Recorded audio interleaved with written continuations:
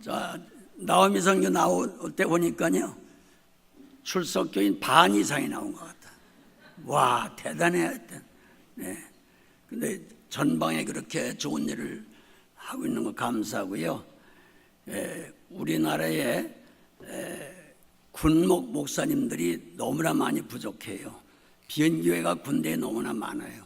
그래서 이들을 채우기 위해서 민간 목사님들이 들어가서 목회를 많이들 하고 계신데, 그 군종 목사님들의 총책임을 맡은 분이 바로 우리 담임 목사님이에요. 책임이 너무 크죠. 만약 국군 장병이 없다고 하면요, 국회에서는 만날 싸움질들만 하고 있고, 다 사리사욕, 당리당략이 휩쓸려서 나라 백성들은 생각지도 않고 저렇게 잘못을 걸어가고 있는데, 우리 장병들이 없다고 하면 우리는 벌써 끝났을 거예요. 그런데 대개 자기 자녀들이 군문에 있으면 관심들을 갖지만은 제대하고 나면 또 깜빡 잊어버리고 그러는데, 우리 장병들을 위해서 한번 기도하시고요. 그 군종 목사님들 또 군목 목사님들을 위해서 한번 기도하시고요. 그리고 정말 우리 장병들이 어려움을 당하지 않고 건강하게 잘 국방의 의무를 감당해야 우리가 신앙생활도 가정생활도 할 수 있는 줄 믿습니다. 그리고 대통령을 중심한 모든 정치하는 분들을 위해서 예수 잘 믿게 해달라고 기도하시고요. 원수까지 사랑하라고 그랬으니까 북한 사람들도 품고 함께 기도해서 명년에는 꼭 통일이 다가올 수 있도록, 지금 우리 주제가 통일 세대를 키우는 거 아니겠어요? 그래서 내년에는 정말 제가 기도한 게 다 이루어졌는데 하나가 안 이루어졌어요. 대동강변 그 광장에서 부흥 집회, 통일의 제전을 벌이고 싶은 거 하나가 남았는데 내년쯤 이루어질 줄 믿습니다. 만약에 안 이루어지면 안 믿는 사람들이 책임을 져야 되고, 그렇죠? 그리고 이 시간에 함께 우리 은혜 받기 위해서 또 말씀의 축복하기 위해서 성령으로 함께하기 위해서 한번 합심해 우리 기도합시다. 하나님 아버지 감사해요. 이 시간에 우리 하나님 은혜 베풀어 주심을 감사하며 또 찬양을 통해 영광 받으심을 감사합니다. 아버지 하나님, 전후방에 우리 장병들을 축복하셔서 국토방어의 신성한 임무를 감당하게 하심을 감사하며, 이 아버지와 군종 목사의 모든 책임을 맡고 계신 임석순 목사님 잘 감당하실 수 있도록 은혜 베푸시고, 아버지 하나님이여 또 우리 나오미 선교회가 큰 일을 감당하고 있사오니 잘 모든 일이 이루어질 수 있도록 축복해 주실 바라고 하며, 아버지 하나님이여 이제 정말 나라 사랑하는 애국정신이 투철할 수 있게 하시고, 주님이여 정말 주체의식이 강한 우리 장병들 되게 해주시길 원하며, 명년에는 통일도 오게 해주시길 간절히 바랍니다. 우리 하나님 아버지여, 이 시간도 몸과 마음과 시간을 바치고 있습니다. 이 종을 축복하시고 은혜 베풀어 주시옵소서. 하나님 감사합니다. 우리의 기도를 들으심을 감사합니다. 찬양을 받아주심을 감사합니다. 나오미 선교회 회장 임원단을 축복하시고 모든 회원들을 복되게 하셔서 이렇게 수고하고 애쓰는 아버지 이 선교 사역에 큰 역사 있어지게 하시고, 전 세계 각처에 흩어져 있는 선교 사역자들과 현장을 복되게 해주시길 원하며, 또 아버지 이 교회 출신 주회종들과 성도들, 또 아버지여 모든 선교사들을 복되게 해주시고, 특별히 대통령을 위한 산부 요인들 정말 나라 사랑, 백성 사랑할 수 있는 뜨거운 마음이 불붙게 해주셔서 당리당략에 휩쓸리거나 개인의 이권에 너무나 치우쳐서 부정부패에 얼룩지는 일이 없도록 하나님 축복해 주셔야 되겠습니다. 북한의 아버지여 이제 정권을 쥐고 있는 그 사람들도 잘 보게 하시옵소서. 전 세계 독재자들이 얼마나 비참하게 끝을 마감하는 사실, 또 나라들이 전부 망하는 사실을 다 보고 있습니다. 아버지 저들도 깨닫게 해주시고 지혜 주시고, 그러나 아버지 안에 바로 왕의 마음을 강팍하게 하시는 이가 하나님이시라고 했습니다. 그래서 하나님 백성들은 괴로움을 당했지만 그것을 인하여 더 큰 하나님의 영광을 받으신 것처럼 저들의 마음을 지금까지 강팍하게 만드신 것이 하나님이실진대는 아버지의 때가 되면 그것이 도리 합력하여 좋은 일을 이루게 할 줄 믿습니다. 명년에는 꼭 통일이 다가오기를 우린 기원합니다. 아버지여, 평양 모란봉 광장 대동강변에서의 통일의 제전이 아버지의 반세기 동안 기대해온 것이 이루어질 수 있게 해주시옵소서. 또 우리 하나님 아버지여, 우리 교회를 복되게 하시고 새로 된 이 교회 출신 아버지여 전광훈 총회장을 축복하시고 은혜 베푸셔서 모든 기도 중에 영감 충만한 가운데 능력 있게 하셔서 교단도 바로 세워갈 수 있게 해주시길 원하며, 하나님의 이 교회 출신 많은 아버지여 훌륭한 주의종들도 많습니다. 한 번이라도 거쳐가는 모든 분들에게 복되게 하옵소서. 또 이 시간에 아버지 하나님 말씀 위에 축복하시고 저희가 먼저 은혜 받게 하시고 하나님 제 심신을 먼저 정하게 해주시옵시길 바라며, 아버지 하나님 함께 복을 나누게 하시고 내일부터 또 이틀 동안 갖는 기도원 월초 성회를 축복하여 주시어서 절대로 지장 없게 하시옵소서. 또 우리 주님 이번 주부터 이제 중직자 비택자들을 위한 교육이 시작된다고 하오니 우리 하나님 한 분도 누락되는 분들이 없도록 영도 육도 가정도 생업도 책임져 주세요. 예수님의 이름으로 감사하며 축복하며 기도드립니다. 아멘. 오늘 주제는요, 같이 합시다. 노년에 복받은 시어머니 나오미. 네. 노년에 복받은, 젊어서도 복받아야 되지만요, 특별히 노년에 복받을 줄 믿습니다. 네. 젊어서는 좀 고생해도 괜찮아요. 그래서 초년 고생은 은을 주고 산다, 그런 말이 있죠.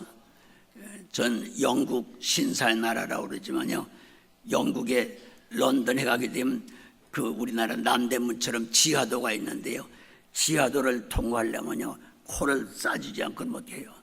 그 중에서 젊은 사람들은 좀 나은데 늙은 남녀들이요 그냥 거기서 용변도 그냥 보는 것 같아요. 얼마나 악취가 나는지 말도 못해요. 네, 런던 복판에 그런 것들은 꿈에도 생각할 수가 없죠. 네, 노숙자들. 그리고 일본의 도쿄에 우에노 공원이라고 했는 그 큰 공원이 있는데, 제가 자고 일어나는 새벽에 그 공원에 가게 되면요, 일본의 거지들이 공원을 그냥 새카맣게 차지하고 있는데, 그들은 남루한 옷을 입은 게 아니라 어떤 늙은 거지는요 걸레를 걸치고 다녀요. 일본이 세계적인 부강국이라는데 그렇게 거지가 많은 건 정말 보기 힘들어요. 그래도 우리나라는 좀 양반이에요. 이해가 안 되죠? 네. 그리고 시카고 같은 데도 지나가려고 그러면요 그냥 길에서 뭐 먹을 거 달라고 그러고 손 내밀고 하는 그런 사람들 미국서도 얼마든지 보죠. 네. 그래서 저는 이제 정말 우리가 나이 먹어가면서 점점 나아져야지, 나이 먹어갈수록 비참하면 절대 안 되겠다 하는 것을, 그런 걸 보면서 생각하게 됩니다. 그런데 오늘 주제는 나오미는 언제 복을 받았다고요? 노년에 복을 받았어요. 그런데 나오미의 식구가 몇 식구냐면 엘리멜렉이라고 하는 남편이 있었고요, 네, 큰아들 말론이 있었고 둘째 아들 기론이 있었고, 그래서 네 식구가 행복하게 살았어요. 그 행복하게 산 게 언젠가 하니 사사시대예요. 그러면 성경에 보면요 선지자 또 제사장들이 그 부족사회에서 하나님 앞에 제사를 드리며 민족을 이동해갔죠. 그런데 출애굽해가지고 가나안 복지에 들어가면서부터는요 이제 사사시대가 전개돼요. 사사시대라고 하는 것은 왕제도가 설립되기 전에 바로 하나님이 직접 뽑아서 세운 사람이 왕이 되는 거예요. 그래서 그건 바로 하나님의 통치 시대죠.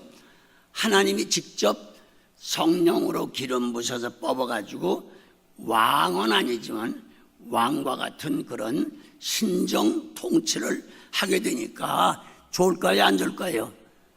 말도 못하게 좋죠. 신정 통치요, 왕정 통치가 아니고요. 하나님이 일일이 간섭하시고 그 사사들에게 지시하셔서 정치를 이렇게 하라 저렇게 하라 지시하는 그런 때니까요. 그런데 그런 때에 바로 이 나오미네 네 식구가 어디서 살았냐면요, 그 가나안 복지 가운데서도 최고로 역사적으로 잊을 수 없는 베들레헴이라고 하는 그곳에 살았어요. 그건 바로 예루살렘 성전이 있는 곳에서 남쪽으로 조금 한 10km 채 안 될 거예요. 거기 붙어있는 베들레헴이라고 하는데, 베들레헴이라고 하는 것은 뜻이 떡집이라고 합니다. 같이 떡집이에요. 그러면 예루살렘이라고 하는 것은 하나님의 평화의 도성이라, 같이 평화의 시. 베들레헴은 뭐예요? 하나님의 떡집.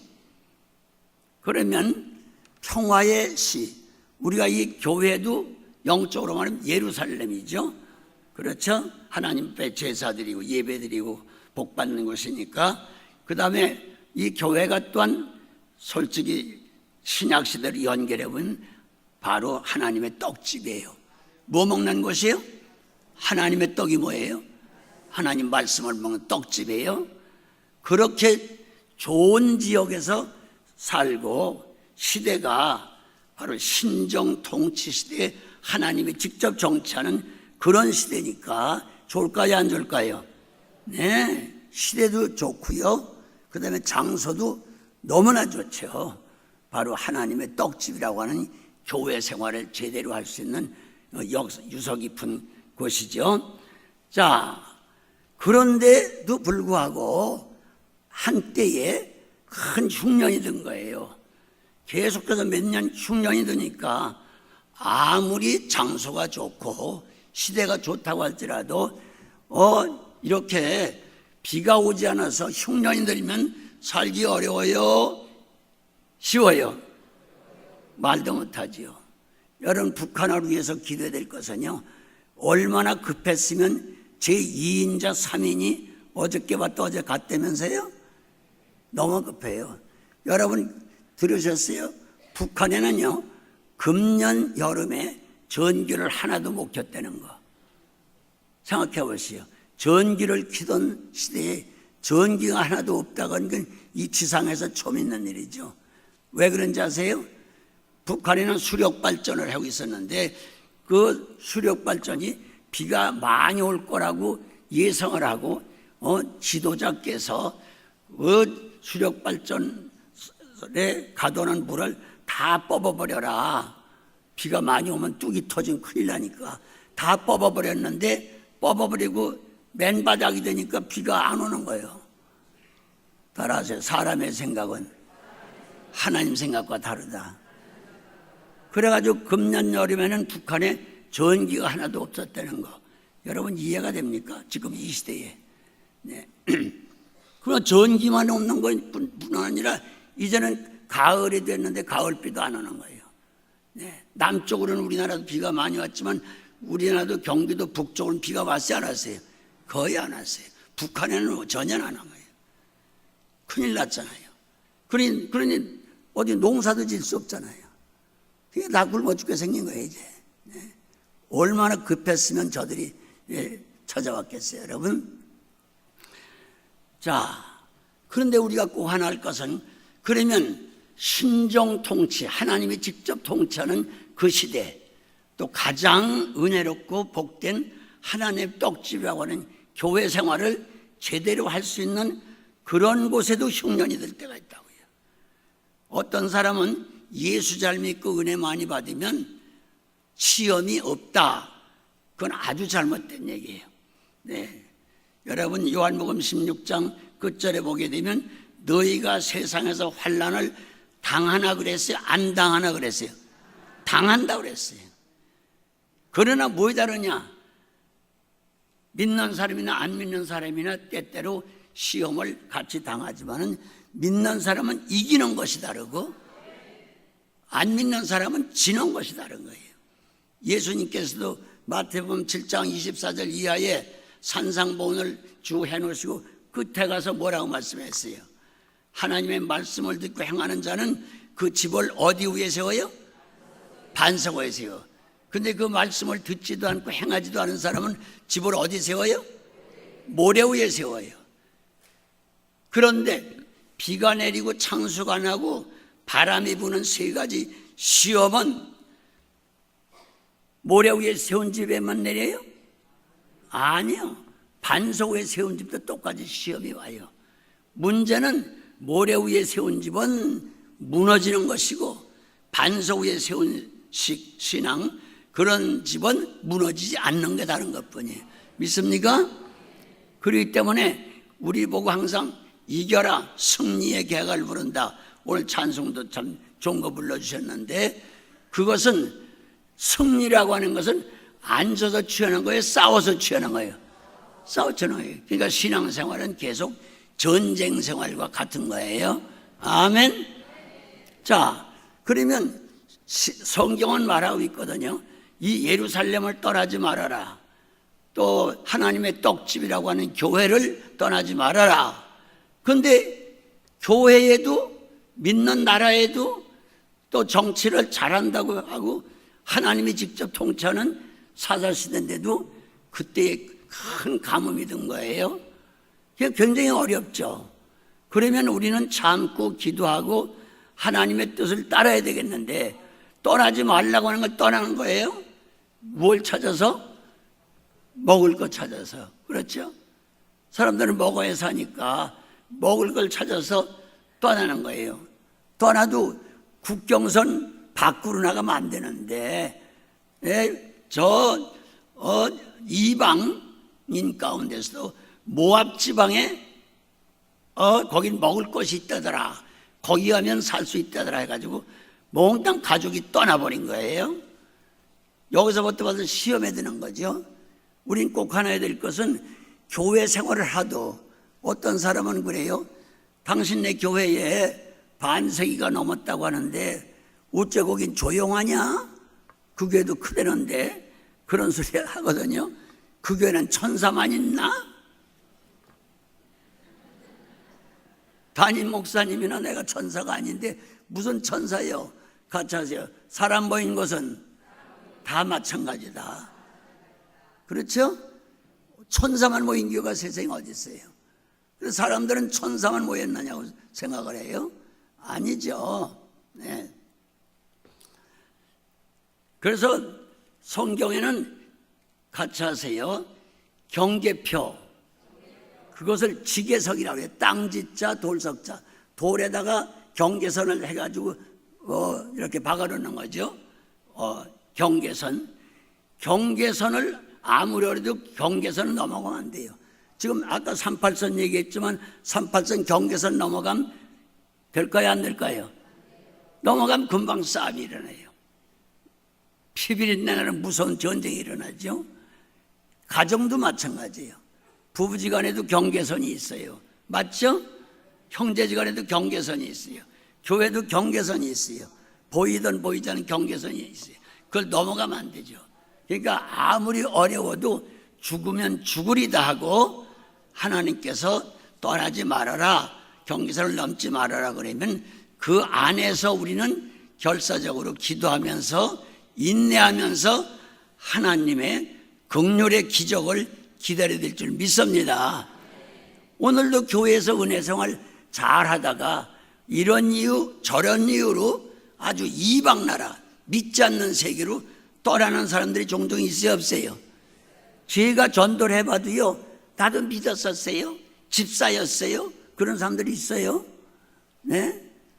놀란 것은 저때 택시를 잠깐 탔는데 제가 전도를 하려고 얘기하니까 성경을 나보다 훨씬 더 잘 알아. 그래서 아니 우리 기사님은 장로님 같으네요. 그러니까 아니에요, 전 목사예요. 어느 교회 나가세요? 안 나가요. 이거 큰일 났잖아요. 예? 그 교회가 주님의 몸인데 주님의 몸에 붙어있는 우린 지체들인데 이 지체가 자기 몸된 교회에 어려움이 있다고 해서 흉년이 들었다고 해서 이게 끊어져 나가면 팔이 이 손집사가 살아요? 죽는 거예요.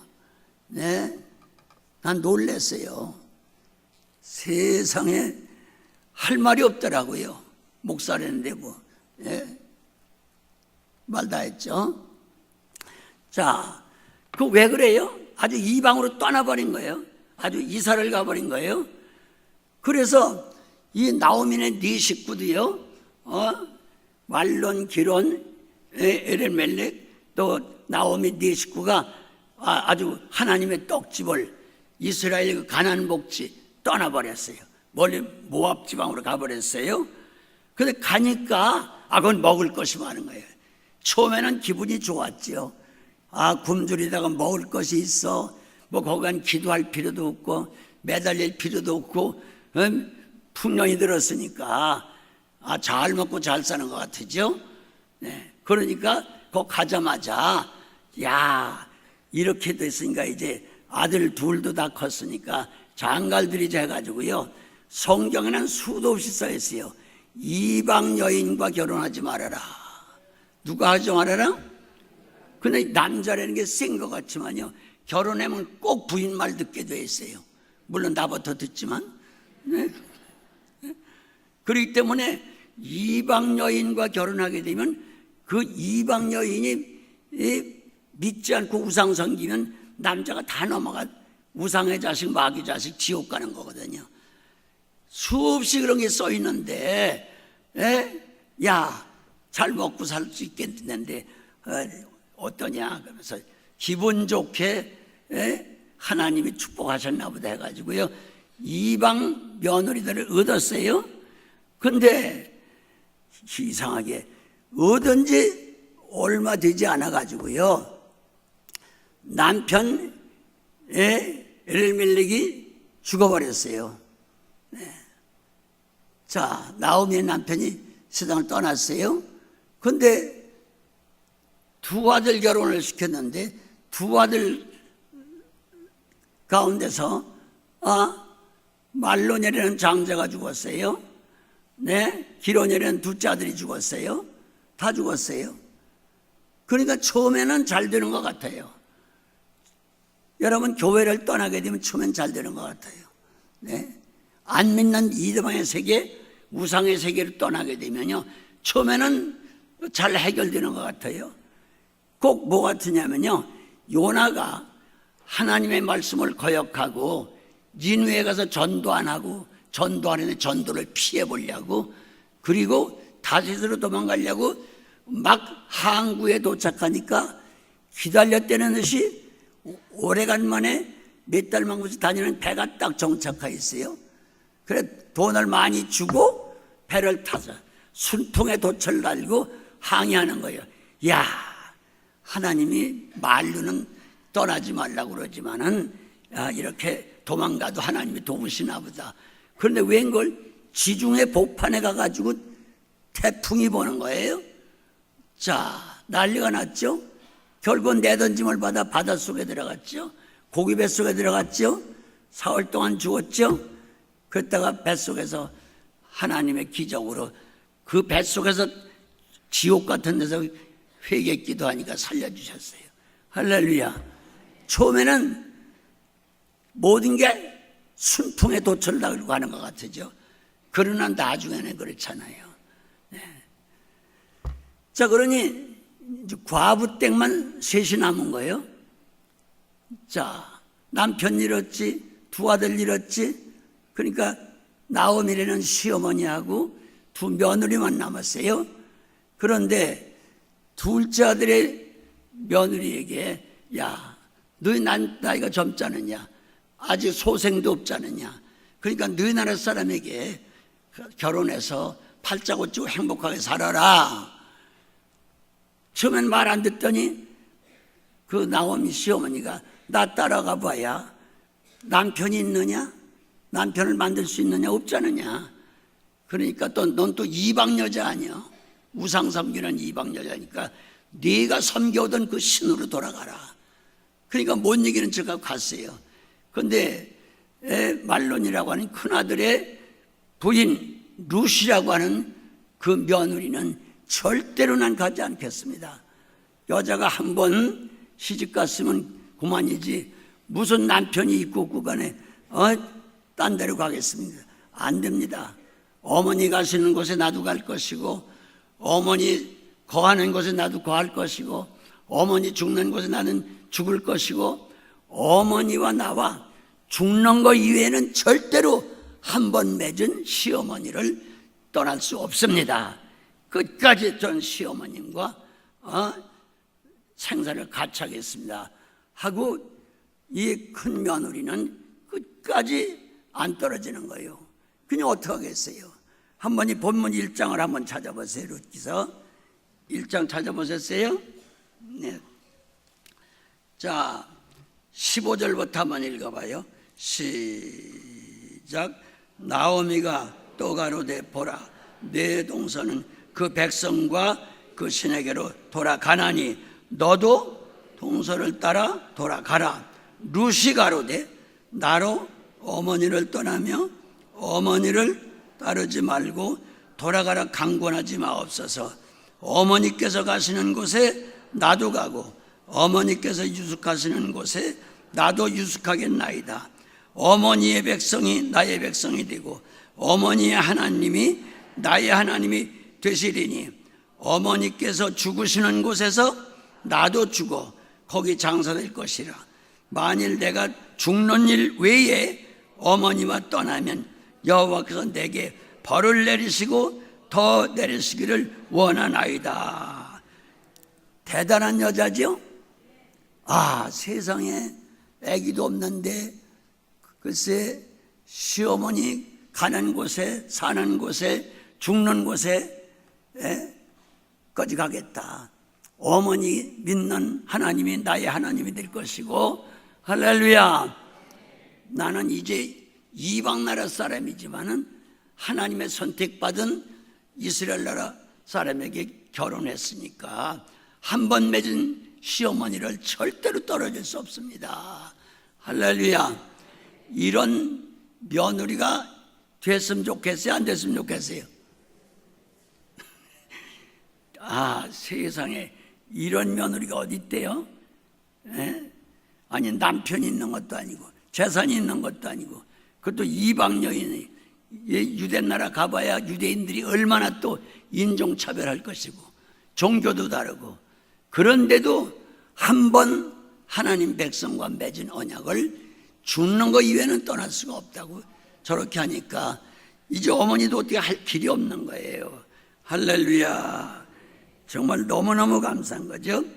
그러니 어떻게 했습니까? 한번 그 다음 절 한번 볼까요? 18절 시작. 나오미가 룻의 자기와 함께 가기로 굳게 결심을 보고 그에게 말하기를 그치니라. 아멘. 근데 이제 기가 막히죠. 근데 마침 기가 막힌 건 뭐냐면요, 자기 나라 그 이스라엘 나라 베들레헴에서 흉년이 들어 굶어 죽게 됐을 때에 이방 나라 안 믿는 우상 섬기는 사람들은 잘 산다는 소문을 듣고 우상 섬기는 나라로 간 거거든요. 네. 오늘날도 보십시오. 믿는 사람들보다 안 믿는 우상 섬기는 사람들이 겉으로 올 땐 잘 살고 잘 먹는 거 있어요 없어요? 얼마든지 있잖아요. 그게 부러우니까 그리 갔었어요. 그런데 거기 가서 이제 하나하나 징벌을 받으면서 이제 거기서 이제 거지가 되고 거기도 흉년이 들어 죽게 된 거예요. 그런데 떠나온 하나님의 떡집이라고 하는 이스라엘 나라 가나안 목지는 또 풍년이 들었대네. 환장하지 정말. 그러니까 어떻게 하겠어요? 미안하고 창피하지만 고향으로 돌아갈 수밖에 없잖아요. 먹을 걸 또 찾아서 갈 수밖에 없죠. 이방 나라에서 남편도 없고 자식도 없고 누구하고 살겠어요? 그러니까 나오미가 이제 그렇게 생명을 같이 했다는 룻을 데리고 자기 본향 하나님의 떡집인 베들레헴으로 다시 가는 거예요. 따라서 떠났던 탕자가 거지가 돼서 돌아온 것이다. 네, 그런 경우가 있어요, 없어요? 그렇기 때문에 여기서 꼭 하나 알 것은요, 믿는 사람이라고 해서 시험이 없는 건 아니라구나.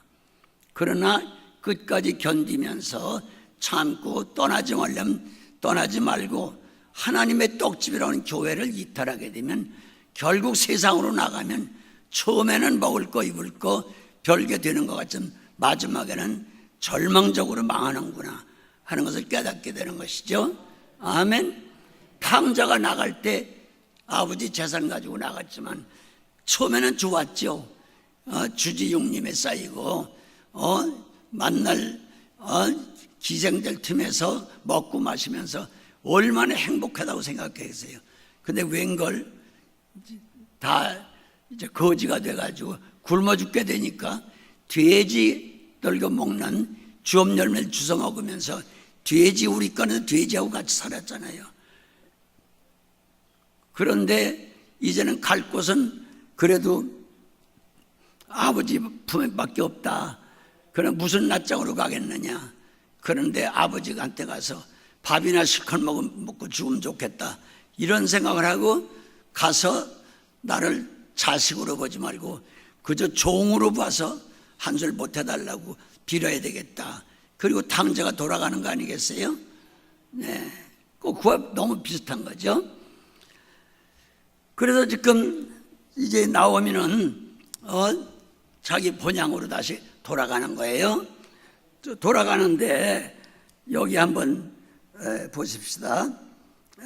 1장 19절부터 한번 보겠어요. 19절 시작. 이에 그 두 사람이 행하여 베들레헴까지 이르니라. 베들레헴에 이를 때 온 성읍이 그들을 인하여 떠들며 이르기를 이가 나오미 하는지라. 나오미가 그들에게 이르되 나를 나오미라 칭하지 말고 마라라 칭하라. 이는 전능자가 나를 심히 괴롭게 하셨나이다. 내가 풍족하게 나갔더니 여호와께서 나로 비어서 돌아오게 하셨느니라. 여호와께서 나를 징벌하셨고 전능자가 나를 괴롭게 하셨거늘 너희가 어찌 나를 나오미라 칭하느냐 하니라. 또 읽어봐요. 나오미가 모압 지방에서 그 잡은 모압 여인 룻과 함께 돌아왔는데 그들이 보리 추수 시작할 때에 베들레헴에 이르니라. 그때 자동차 타고 돌아갔을까요? 외국에 갈 때나 올 때나 자전거도 마차도 없이 걸어서 다니는 거 아니에요? 이제 오래간만에 거지가 돼가지고 이제 며느리하고 고향에 돌아오니까 사람들이 아니 먹을 것 찾아서 모압 지방으로 갔던 나오미가 아니야? 나오미야 나오미 쑥덕거리고 난리가 난 거예요. 나오미라는 뜻이 뭐냐면요, 같이 하세요. 하나님의 기쁨. 우리가 하나님의 기쁨이 되는 사람이에요. 아멘. 부모가 자기가 낳아서 기르던 자식을 신기하게 볼 때마다 기뻐요, 안 기뻐요? 똑같은 원리예요. 네. 그래서 우리가 찬송 부를 때도 하나님의 뭐 되기 원하네? 하나님의 기쁨이 되기를 원하네. 오늘 이 나오미가 누가 뭐라든지 하나님의 기쁨이 되길 축복합니다. 네. 나오미 선교에 보니까 내가 참 기쁘다, 심히 기쁘다. 또 우리 담임 목사님 보실 때도 나오미 선교 회원이라면 그냥 너무너무 기쁘다 할 정도로 모든 사람에게 기쁨을 안겨주는 나오미라는 이름을 갖기를 축원합니다.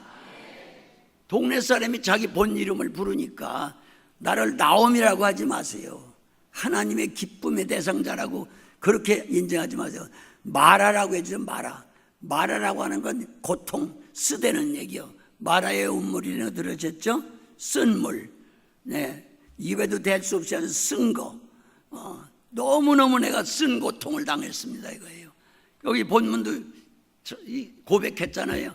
내가 하나님의 명령을 거역하고 하나님의 떡집을 떠나갔더니 결국 하나님이 나를 징벌을 내려서 남편도 죽고 아들도 다 죽고 이제 이방 며느리 하나 데리고 이제 거지가 돼서 돌아오게 됐으니 나를 더 이상 하나님의 기쁨이 되는 자라 그렇게 말하지 마시오.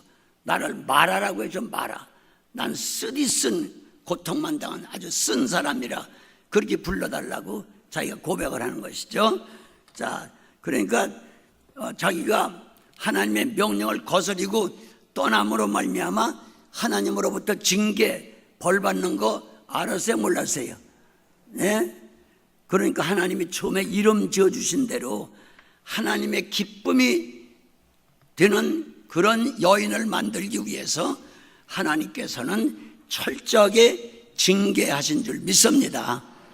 그러니까 우리가 어떤 고통을 당할 때에 하나님 원망, 남의 원망, 불평하고 낙심좌절할 것이 아니라 하나님이 결국은 나를 사랑하기 때문에 이런 무서운 징계를 내리시는구나. 이러지 않고는 그 이방 나라에서 그냥 이방인들 섬기는 귀신 섬기다가 지옥 가게 생겼으니까 나를 두들겨 패살해도 모든 의지하던 걸 끊어가지고 그래도 결국 돌아오게 하시는구나. 아멘. 이것을 나오미가 깨달은 거예요. 그러므로 깨닫는 것이 언제나 제일 큰 은혜인 줄 믿습니다. 아멘. 그런데 이제 돌아왔죠. 돌아왔는데 먹을 게 없잖아요. 그런데 돌아오자마자 젊은 룻이라고 하는 며느리가 들판에 나가서 이삭을 주다가 시어머니를 공양을 하는 거예요. 대단하죠? 남편이 있어요, 자식이 있어요. 근데 한 번 맺은 시어머니 절대로 떠날 수가 없다. 또 하나님 믿는 시어머니, 그 하나님을 나도 하나님으로 모시니까 나 할 일은 해야 되겠다 해가지고 날마다 띠약빛하고 띠약빛, 더운 지역이죠. 농사를 지다가 짓고 있는데 이삭을 주다가 어머니를 공양해 드리는 거예요. 그것이 소문이 났다, 그 동네에. 근데 그 긴 내용은 다 말씀드릴 수 없지만은 짤막한 이 장이니까 사장까지밖에 없으니까 집에 가 읽어보세요 이제. 그런데 놀라운 것은요, 하나님께서 축복을 내리셔서 그 먼 친척 가운데서 부자 젊은 총각 청년이 있었어요. 총각 청년이 있었어요. 근데 하나님이 그 부자 총각 청년의 마음을 감동시켜 가지고 절대 이방 나라 여자하고는 결혼 못하게 돼 있는데도 불구하고 그것도 또 이 과부가 된 여자하고 마음이 하나님이 감동시켜 가지고 결혼하게 됐어요. 할렐루야. 그래 결혼해 가지고 아이고 기가 막힌 아들을 낳네. 할렐루야. 예? 그 아들을 낳은 게 누구예요? 오벳이라는 아들을 낳았어요. 네. 자, 그게 바로 다윗의 할아버지가 된 것이고 아브라함의 12대 자손이 된 거예요. 할렐루야. 아브라함의 12대 자손. 성경은 재밌어요. 아브라함의 자손 예수 그리스도라, 다윗의 자손 예수 그리스도라. 혈통적으로는 바로 예수님의 조상처럼 된 것이죠. 네. 대단하죠? 네. 그러므로 이 성경은 우리에게 큰 교훈을 주고 있습니다. 한번 성경을 한번 찾아봅시다. 그러면 며느리를 어느 정도 사랑했느냐? 한번 먼저 3장 1절을 보겠어요. 룻기서 3장 1절 시작. 룻의 시모 나오미가 그에게 이르되 내 딸아, 내가 너를 위하여 안식할 곳을 구하여 너로 복되게 하여야 하지 않을까. 네. 시어머니가 그 며느리 룻을 뭐라고 그랬어요? 자기 딸로 인정을 한 거예요. 할렐루야. 여기 오늘 나오미가 다 시어머니 같은데 예? 며느리들을 다 딸로 인정해야 될 줄 믿습니다. 네. 딸로 다 인정을 한 거예요, 며느리를. 네. 그게 간격이 없는 거죠. 그 정도로 인정을 했으니 얼마나 기가 막혀요. 자, 4장을 한번 남겨보세요. 13절 읽어봅니다. 시작. 여인들이 나오미에게 이르되 찬송할지로다 여호와께서, 아니 13절 시작. 이에 보아스가 룻을 취하여 아내를 삼고 그와 동침하였더니 여호와께서 그로 잉태케 하심으로 그가 아들을 낳은지라. 여인들이 나오미에게 이르되 찬송할지로다 여호와께서 오늘날 내게 기업물을 짜가 없게 아니하셨도다. 이 아이의 이름이 이스라엘 중에 유명하여 되기를 원하노라. 이는 내 생명의 회복장이며 내 노년의 봉양자라. 곧 너를 사랑하며 7 아들보다 귀한 자부가 낳은 자로다. 몇 아들보다 귀해요? 세상에 시어머니도 대단한 사람이요. 그 며느리가 자기 7 아들보다 더 귀한 며느리라고 그러니, 예? 꼭 우리 교회 나오미 선교회원과 똑같네. 예? 내가 낳은 내 하나의 아들보다 귀하다 해도 굉장한데 내가 낳은 7 아들보다 더 귀한 자부라, 며느리라. 이렇게 하는데 왜 고비간에 문제가 생기겠어요? 네, 대단한 거죠. 이런 좋은 시어머니 나오미가 다 될 수 있기를 바랍니다. 아멘. 그래서 16절 보세요. 나오미가 아기를 취하여 품에 품고 그의 양육자가 되니 그 이웃 여인들이 그에게 이름을 주되 나오미가 아들을 낳았다 하여 그 이름을 오벳이라 하였는데 그는 다윗의 아비인 이새의 아비였더라. 그러니까 그 룻이 낳은 그 바로 아들이 다윗의 뭐예요? 조부, 할아버지가 된 거예요. 아브라함 몇째? 아브라함의 12째 자손이 된 거예요. 그 계열에서 바로 예수님이 마리아를 통해서 탄생한 것이죠. 요셉의 아내 마리아를 통해서요. 네, 그러니까 영적으로는 예수님은 성령으로 잉태되어 나오신 분이기 때문에 인간과는 상관이 없지만 이제 땅에 오셔서 인간으로 오실 테니까 성령으로 오신 것이지만은 육신의 혈통으로 얘기하면 바로 이 나오미의 며느리인 룻이 낳은 그 아들이 바로 예수님의 혈통적인 조상이 된 거예요. 할렐루야. 대단한 역사네요. 이런 축복을 저와 여러분도 처음에 젊었을 때는 이러쿵저러쿵 세상에도 들락날락하고 교회에 하나님의 떡집에 어려움이 있다, 시험이 있다 해가지고 왔다 갔다 하고 한 일이 있다고 할지라도 이제 나이 들어가면서는 철저히 나오미처럼 하나님의 그 징계를 감사함으로 받아들이고 나를 사랑해서 하나님의 기쁨의 딸 이름대로 만들기 위하여 이런 어려움을 갖게 하셨구나 하고 하나님 앞에 돌아온 후에는 뱃상 매달려서 다시는 하나님의 몸된 하나님의 떡집인 교회를 떠나지 아니하고 열심을 다해서 정말로 이런 외로운 며느리하고 산다고 할지라도 어려움을 과거엔 많이 당했다고 할지라도 이 연로해 가면서는 꼭 나오미처럼 행복한 그런 사람들이 다 될 수 있게 되기를 예수님의 이름으로 축복합니다. 아멘. 우리 찬송 한 장 부르고 기도하겠어요.